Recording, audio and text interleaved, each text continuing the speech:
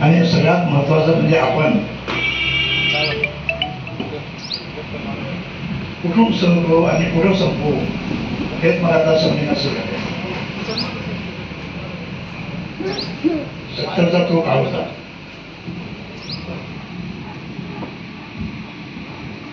आणि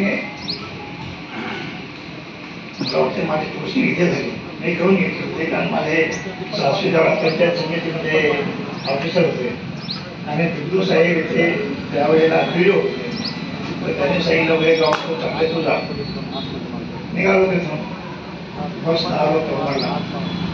कळमडला आल्यानंतर त्यांनी एखादं सांगितलं की ते विनायक शेठ आहे, त्याच्याकडे माझं नाव सांगा थांबा. समोर दुकान होतं, हॉटेल होतं त्यांचं, तिथे थांबलो.